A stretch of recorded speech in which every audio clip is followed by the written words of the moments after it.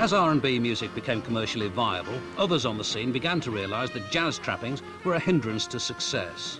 The Man Hug Blues Brothers, now containing Paul Jones, still had several horn players in the band. One of them, saxophonist Mike Vickers, saw the way the wind was blowing.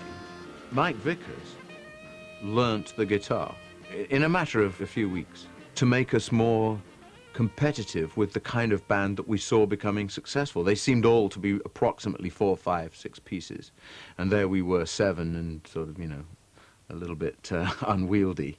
So we decided, I think we decided to slim down to 5, and in order to be more like the sort of band that was getting more successful. And at this point, I think we really were chasing commercial success.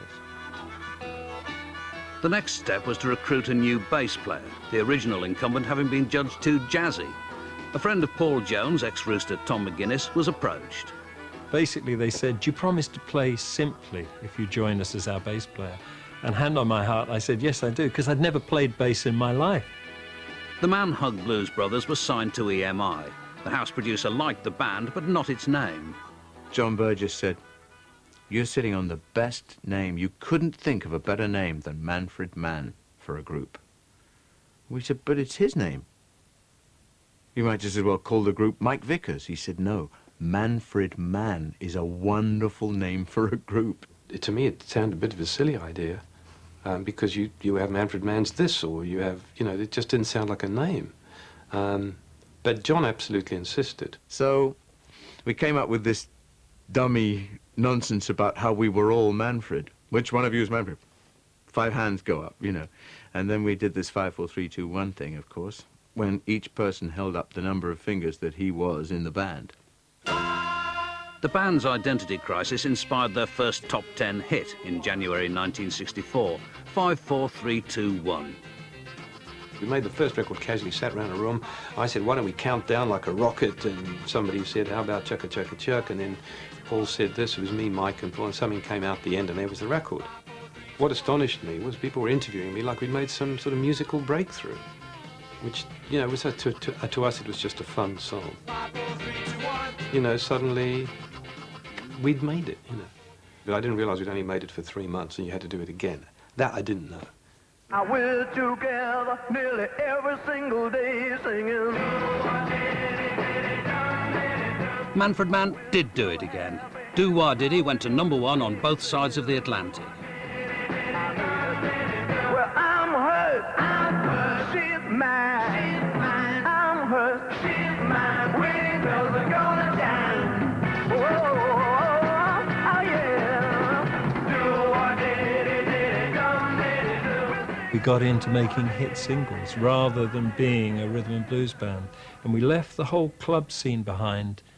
Over the space of about 6 months, we dropped all these residencies and just got into what was really like a pop routine, you know. We went back to a club called the Ealing Club, probably think after Do or Diddy, because we decided that, well, we started off in the Ealing Club. It was one of the places we'd played regularly, perhaps on a Friday, I can't remember.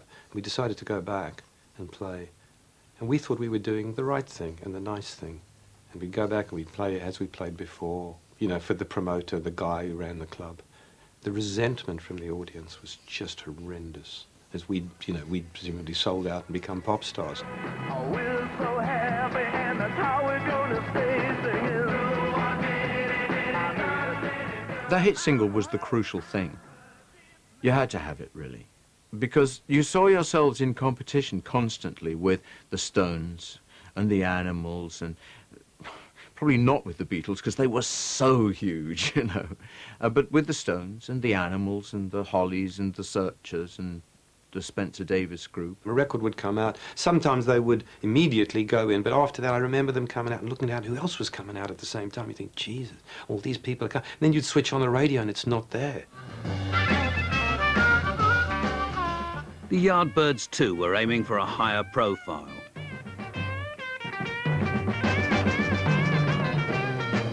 After releasing several unsuccessful blues singles, it became clear that a new ingredient was needed to crack the charts: pop.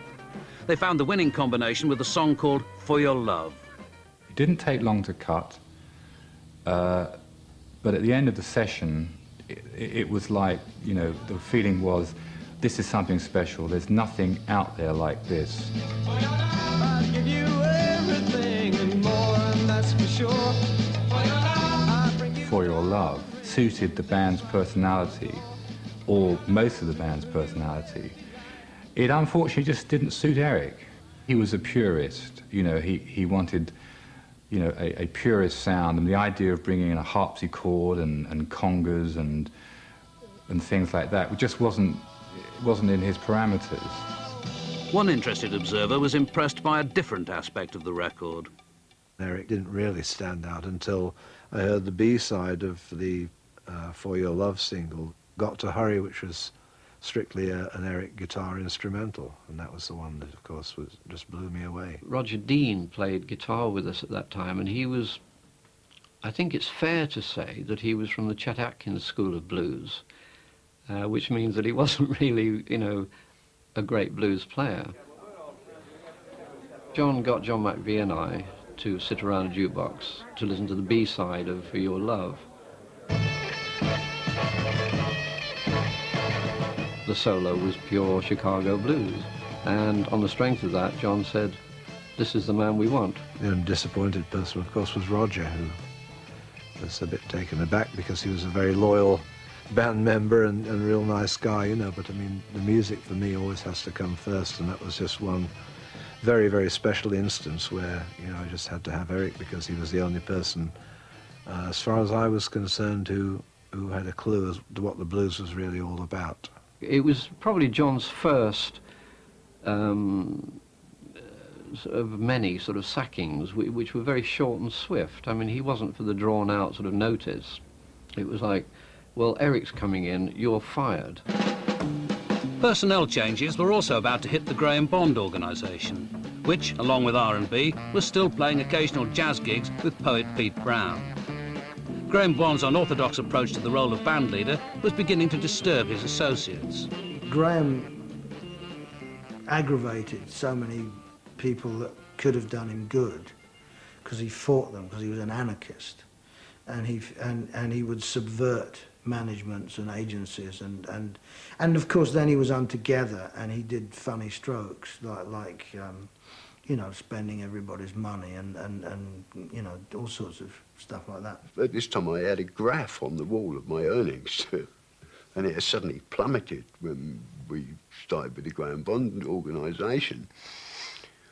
And I remember phoning Graham up and complaining, oh, we're doing better than we were with Alexis. I said, no, Graham, you are, but we're not, you know. A palace revolution ensued, and Ginger Baker took over the running of the band. Guitarist John McLaughlin was the first casualty of the new regime. I fired John. John was a moaner.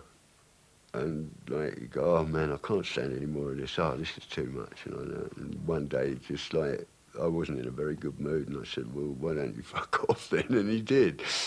And then we got Dick. Dick Hextall-Smith joined just in time to make an appearance in a British feature film, Gonks Go Beat.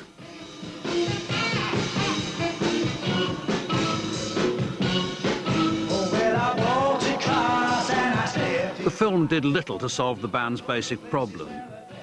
What really makes a difference is that it never had a hit. A lot of people tried very hard to get it on the right lines, hit-wise. We tried our damnedest to have hits, but because of the way we looked, there was no way we could have hits, I think. I think that's what it was. Plus some very, I mean, rather strange choices of things like Tammy as a single. Tammy, I think I'm in love. Ooh. Tammy was not a success. The pressure on the band was increased by a workload of 300-odd gigs a year.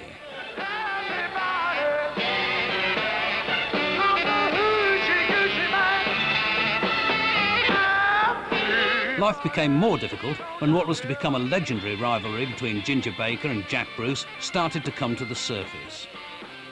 You know, they're doing musical things to each other where Ginger's going, right, try that. you know, I'm going to really drop you in it now, because I'm going to drop 3 beats just when I come into that break. I'm going to go, but yeah, and I'm going to stop it, and then you're going to really have to do something there, otherwise you're really in the shit, you know. And it's like, it was entirely based on this incredible competitiveness between the two of them, you know. I always looked on Ginger as my sort of big brother. He's about 3 years older than me, which is quite a large gap if you're 17 or 18. And he was very experienced, he was married, and he knew all this African stuff. So he was definitely a mentor, and I looked up to him a lot. But, you know, he can be a little fiery at times.